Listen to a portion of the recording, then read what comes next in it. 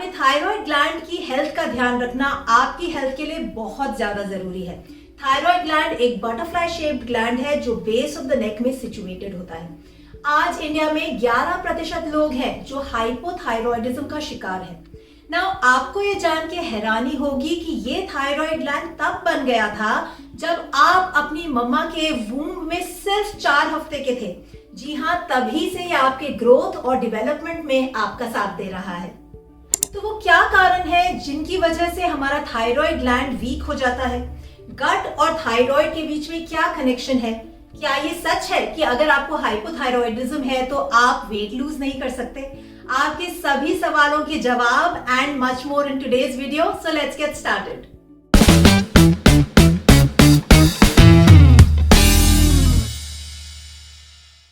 बहुत से कारणों की वजह से हाइपोथायरॉयडिज्म हो सकता है। सबसे पहले बात करेंगे प्राइमरी हाइपोथायरॉयडिज्म, जिसे हम हाशिमोटो के नाम से भी जानते हैं। ये एक ऑटो इम्यून कंडीशन है, यानी कि इस पर्टिकुलर काइंड ऑफ हाइपोथायरॉयडिज्म में हमारा जो इम्यून सिस्टम है वही हमारे ग्लैंड को अटैक करने लगता है और यहीं पे आता है डायरेक्ट कनेक्शन विद गट। जी हाँ, ये इन्फ्लेमेटरी कंडीशन होती है और इन्फ्लेमेशन कहाँ से शुरू होता है? हमारे गट से। आप सभी जानते हैं कि मैं गट रीसेट न्यूट्रिशनिस्ट हूँ और इसीलिए मैं हमेशा आपको डिजीज ओरिजिन, डिजीज प्रोग्रेशन गट पर्सपेक्टिव से दिखाती हूँ। सेकेंडरी हाइपोथायरॉयडिज्म के 5 कारण हैं, जिसमें सबसे पहले है पुअर न्यूट्रिशन। जी हाँ, डाइट ट्रेंड्स को फॉलो करना या फिर क्विक वेट लॉस के लिए एक्सट्रीम कैलोरी डेफिसिट करने से हमारे बॉडी में की माइक्रोन्यूट्रिएंट्स की डेफिशिएंसी होने लगती है। जैसा कि हम आगे डिस्कस करेंगे इस वीडियो में, आयोडीन, जिंक, सेलेनियम जो है हमारे थायराइड ग्लैंड की फंक्शनिंग और उसके सपोर्ट के लिए बहुत ज्यादा एसेंशियल की माइक्रोन्यूट्रिएंट्स हैं और इसीलिए एक कंप्लीट फूड ग्रुप को एलिमिनेट कर देना just because you want to lose weight is not the right strategy. Number 2, stress हर जगह है, पर अगर आप स्ट्रेस को रेगुलेट या मैनेज नहीं कर पा रहे हैं तो ये आपके थायराइड ग्लैंड को स्लगिश बना सकता है। नंबर 3, ओवर एक्सरसाइजिंग भी हमारे बॉडी पे स्ट्रेस डालता है। वहीं थायराइड ग्लैंड के वीक होने से पहले ही हमारे बॉडी में रिकवरी जो है कॉम्प्रोमाइज है and over exercising further makes our thyroid gland sluggish. एक वुमेन के लाइफ स्पैन में बहुत से ऐसे माइलस्टोन्स आते हैं जहां पे हार्मोनल फ्लक्चुएशंस के चलते हमारा रिस्क ऑफ हाइपोथायरॉयडिज्म बढ़ जाता है, फिर चाहे वो प्रेगनेंसी हो, पोस्ट डिलीवरी या मेनोपॉज। और ऐसे समय में बहुत ज्यादा जरूरी है एक्सटर्नल एनवायरनमेंट में सपोर्ट होना, वहीं अपनी रेस्ट, रिकवरी, अपने न्यूट्रिशन को प्रायोरिटाइज करना। And number 5 is poor sleep. जो मेरे रेगुलर सब्सक्राइबर्स हैं और फॉलोअर्स हैं वो अच्छे से जानते हैं कि sleep is where the magic happens.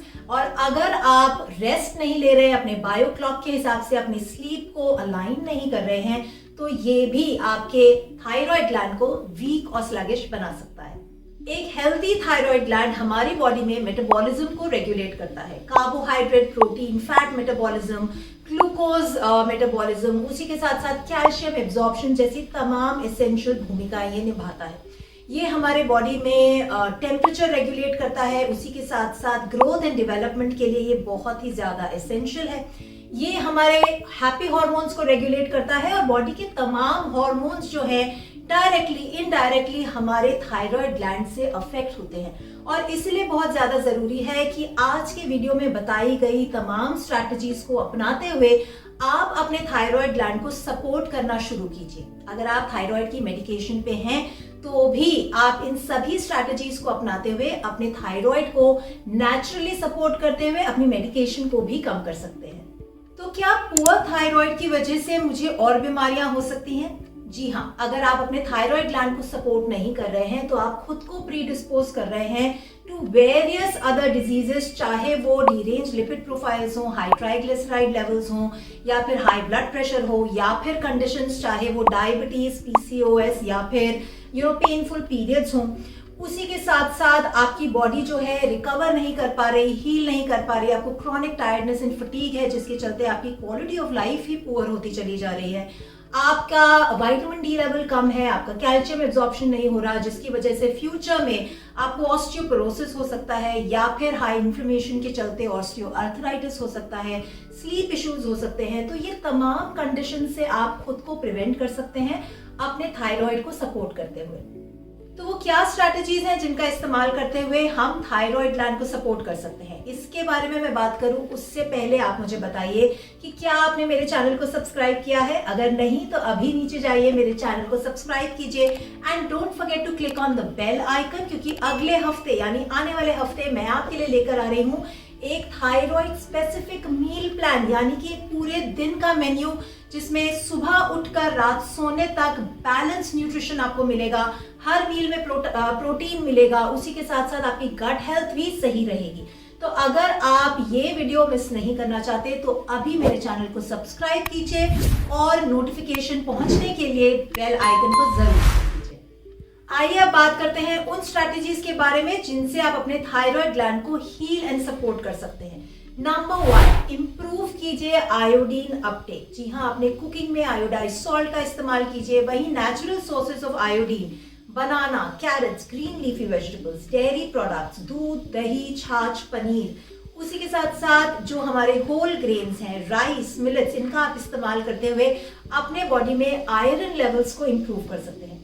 यहीं जब आप एक रिस्ट्रिक्टेड डाइट पे जाते हैं या आप कार्ब्स या लो कार्ब डाइट पर होते हैं, तब आप होल ग्रेन्स जैसी जो कैटेगरी है उसको कंप्लीटली एलिमिनेट कर देते हैं या रिड्यूस कर देते हैं, जिसके चलते आप अपनी बॉडी में आयोडीन की डेफिशिएंसी करने लगते हैं। नंबर 2, अपनी हर मील में प्रोटीन को जरूर इंक्लूड कीजिए, क्योंकि प्रोटीन एक नॉन नेगोशिएबल कंपोनेंट है of the conversion of inactive thyroid hormone to active thyroid hormone. जी हाँ, ऐसा होने के लिए आयोडीन एंड टायरोसिन दोनों की जरूरत पड़ती है। And tyrosine is a protein. Protein के क्या सोर्सेज हैं और किस प्रकार से आप प्रोटीन को अपनी हर मील में इंक्लूड कर सकते हैं, वैरायटी क्रिएट करते हुए, उसके लिए ऊपर आ रहे लिंक पे जाके आप ये वीडियो देख सकते हैं। Number 3, include zinc and selenium consciously in your menus. ना ये आपको आसानी से मिल जाएगा अगर आप दिन भर में एक मुट्ठी नट्स, चाहे वो आमंड्स, वॉलनट्स, कैश्यूज, पिस्ता, सब मिलाकर हो आप खा सकते हैं। पीनट्स खा सकते हैं।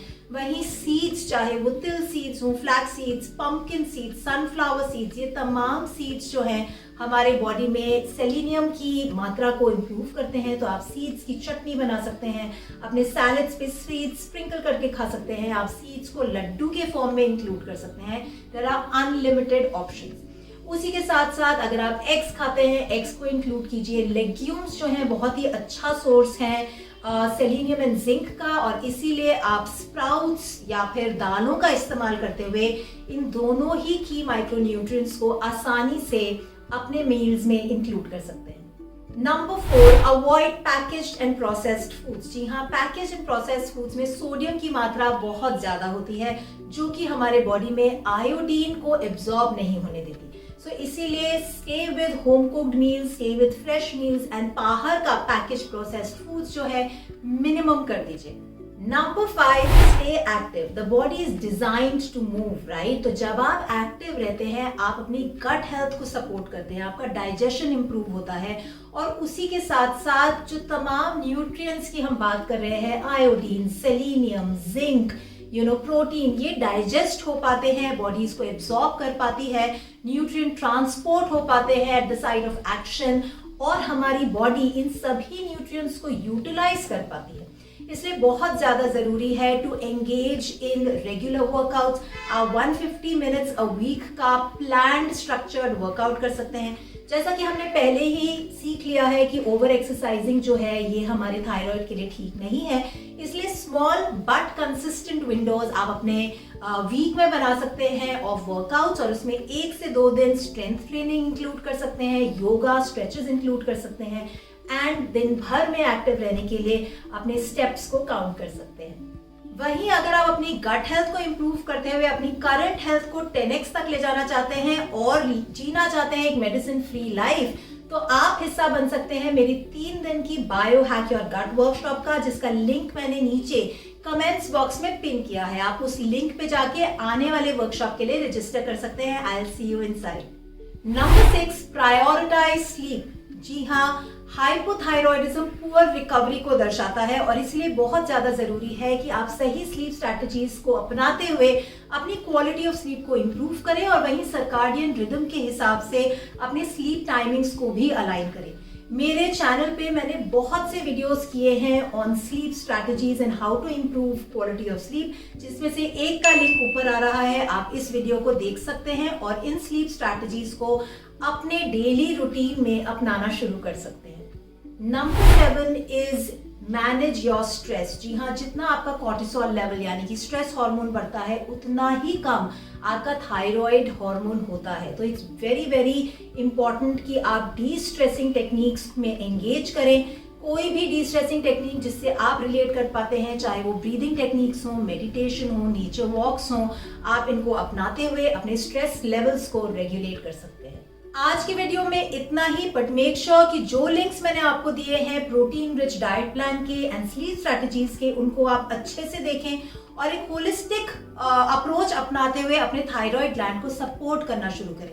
अगर आज की वीडियो से जुड़े आपके कोई भी सवाल हैं, आप नीचे कमेंट्स बॉक्स में लिखकर मुझसे पूछ सकते हैं। मैं आपसे मिलूंगी अगले हफ्ते with hypothyroidism specific meal plan के साथ। Till then you take care, eat well, live well and be healthy.